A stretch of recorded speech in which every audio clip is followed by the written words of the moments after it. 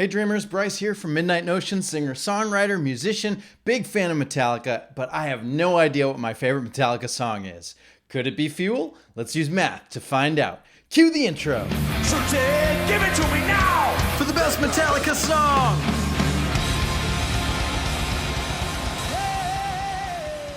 Welcome to track number 1 off of Reload. We made it all the way through 14 songs of Load, and now we're on disc 2, which I know it's a different album, but it was supposed to be a dual album, but there was a whole process, whatever. You know the history. They released it as a separate record. I'm excited to have a brand new background, even though this background is just as gross as the last one. It just doesn't maybe look as gross. This one looks a little bit more like fire, but still stupid, gross bodily fluids. Have to put up with it for the next 13 days. Whatever. I'm excited to get into Fuel because I've always liked this song. We're going to listen to it together, you and I'm going to blah, blah, blah my way through anything I find interesting, and then I'm going to grade it using the following criteria: composition, memorability, emotional response, instrumentation, and lyrics. Each category is a scale of 0 to 4. Then the grand total possible points is 20. We'll find out at the end if Fuel has what it takes to get to the top 20. Make sure you click that little red rectangle. It says subscribe on it. Make sure you hit that because, you're awesome. I think you're awesome, but in order to prove it, you have to hit that button. So subscribe now. Let's get into Fuel. This is actually, before I start, I do have to say, this is one of the first videos I uploaded to this channel. Way back in 2011, I did a cover of Fuel. It's terrible, but you can go and watch it if you want to. It's just me playing all 4 instruments. Maybe I'll do a new version someday now that I have better recording equipment. But anyway, let's get into it. Give me fuel, give me fire, give me that which I desire. Ooh. All right away. If you want to start an album with a bang, this is the way to do it. We're starting off with a list of 3 items, and it's the rule of threes. We've talked about the rule of threes before. It's a very appealing number, but just give me fuel, give me fire. And then there's the cymbal mute and some hi-hats. And then there's a shh.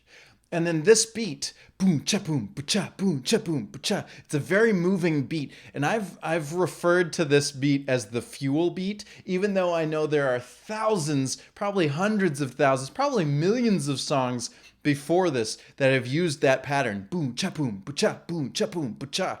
But even still, there's something driving about it. Every time I hear it, I call it the Fuel pattern. But oh man, I already love it.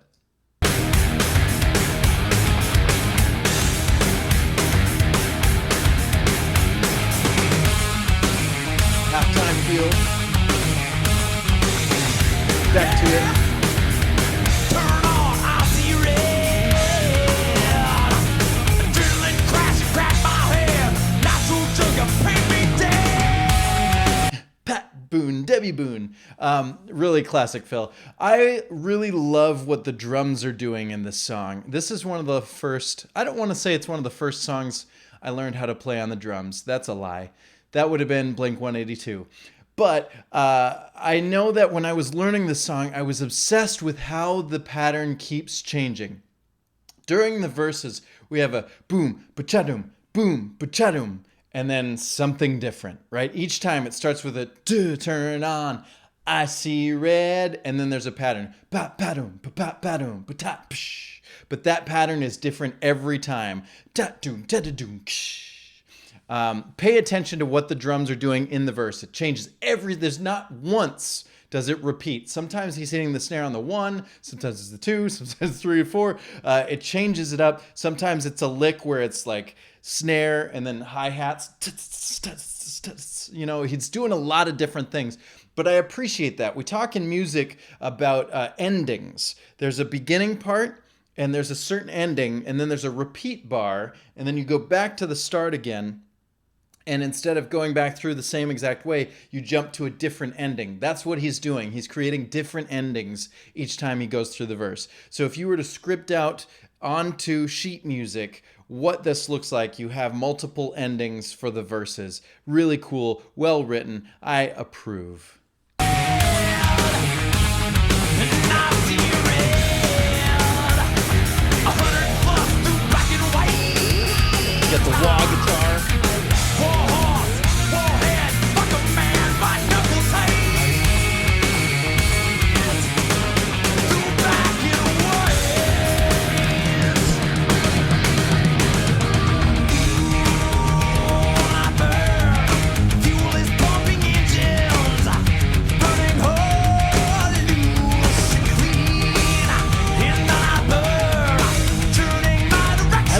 I don't know what they're doing to those vocals, the backing vocals.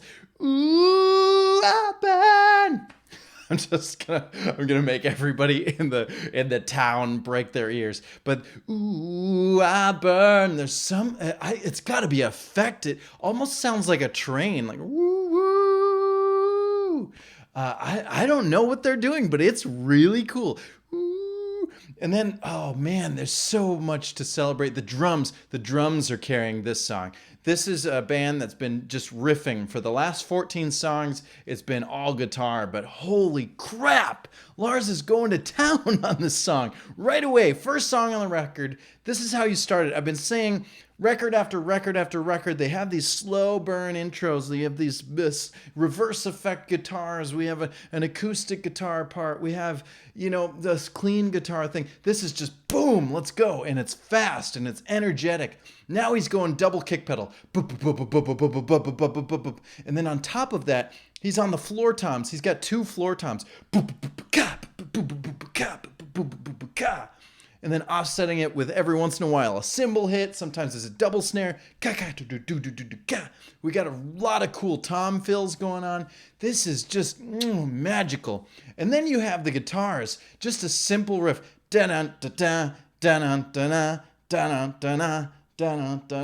Very, very simple. And then the other guitar is doing a little bit more of a chord progression. Either way, and those backing vocals. Woo! Let's listen some more. I love this. Drum roll. Okay, I gotta stop it again. So again, paying attention to the drums. We have this halftime pattern during the verses, and that the end of it kind of goes a little bit faster. He's got different endings, right? We've got the main riff. He's going fast. Boom, cha, boom, cha, the fuel beat. Then we've got the that kind of hook. That's a halftime feel. Boom, ba-ka, boom, ba-ka, and it usually ends with a snare. Ba-da-da-da-da-da-da. And then we've got the chorus, which now we've been utilizing the cymbals. We've mostly been staying on the hi-hat, but every once in a while he's going on the crashes. Then when we get to the chorus, there's no cymbal. There's cymbals only for accents. Now he's riding on the toms. And then at the end of the chorus, there's a build-up, and he's switched from those double kick pedals to now it's just the snare. And note that it doesn't climb down. He doesn't do the tom. It's just straight. It just like carries you into the next part. So, Give me fire, give me that which I desire. Yo.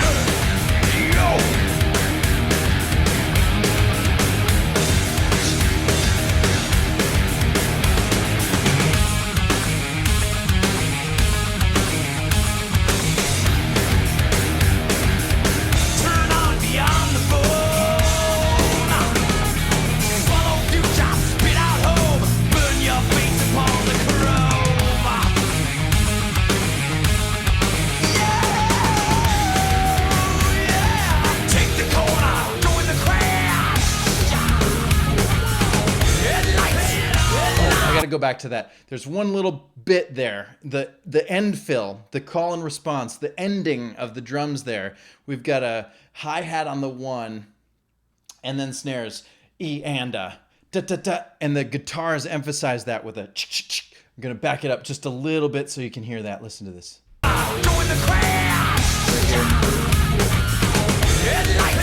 you hear that? There's the guitars do this ch-ch-ch.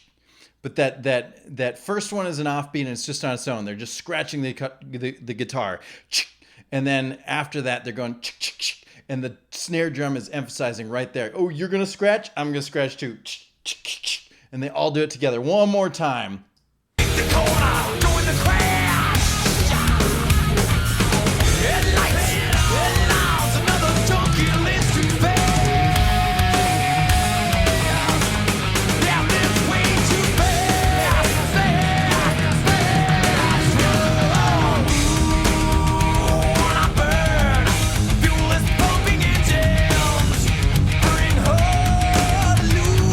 Hey James, what would you like from Burger King? Oh, a Whopper? Okay, great. Sounds good.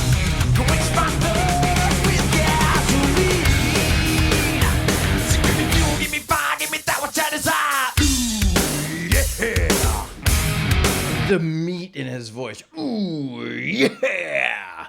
And just the thickness of those drums. Oh, man, there's a lot here.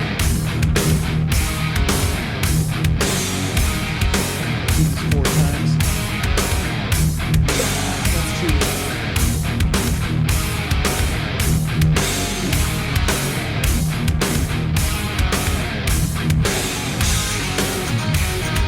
Now we got a little tambourine shaking in the background.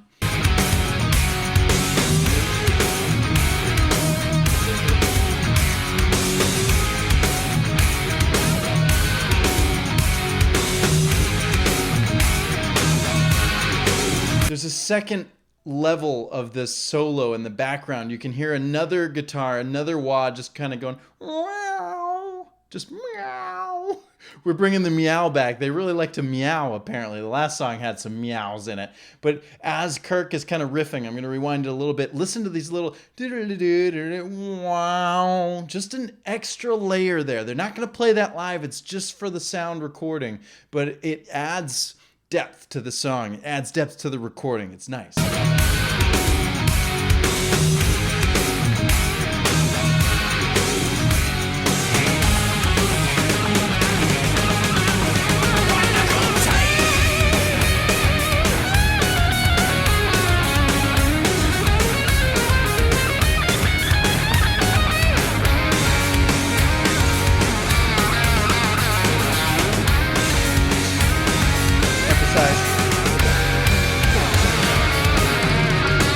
There's even like a, I don't know if it's a slide guitar or what's going on, but there's a little climb down from this fill, excuse me.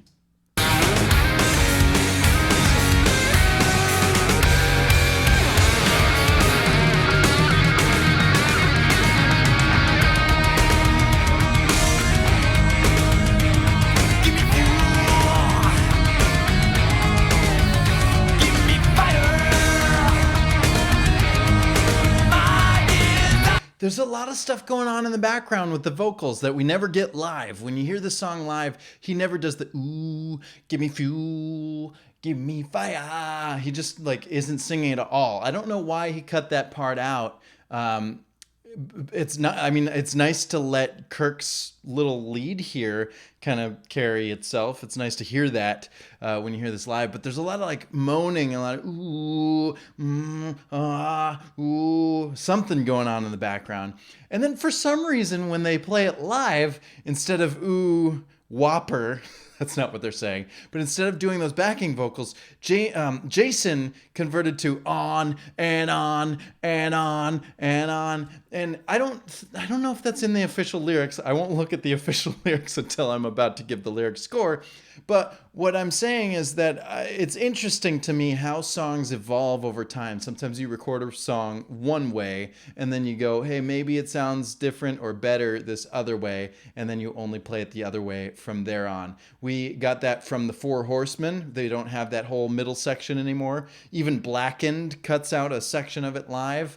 My own song, Poisonous Love, the bass of that whole, on the recording, the bass is, in my opinion, terrible. So live, instead of the blop blop, I have them play it out. It's a completely different bass line, and it's so much better. That's just for the main riff, whatever. We're not talking about my song. We're talking about Fuel. I'm just saying that songs grow and change and evolve, and whether or not you like the evolution is to be decided later. I personally like the ooh, give me fire. Ooh, somebody's texting me. But anyway, that's just a note.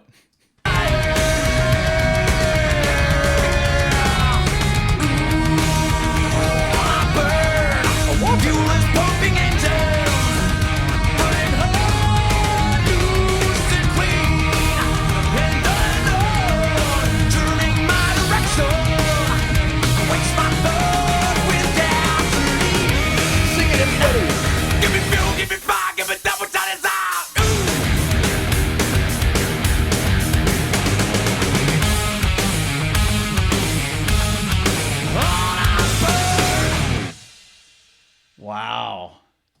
What a way to open a record, huh?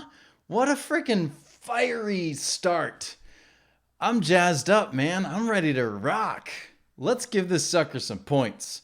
Whoosh. Composition. Now, I think people would get upset with me if I didn't point it out again. Verse, chorus, bridge, chorus. Same structure as always, nothing new. So I can't, in good conscience, in good consciousness, I can't with my heart give this a high score for a great composition when it has the same format as all the other songs that I gave lower scores to. However, I want to just pour my heart out at the fact that they're using endings, that this song doesn't have anything that really repeats. We hear the same lick over and over, and I guess maybe the guitars could be repeating a lot more, but the drums change. Every single time we come back to that main riff, there's a new fill at the end of it. I really appreciate that.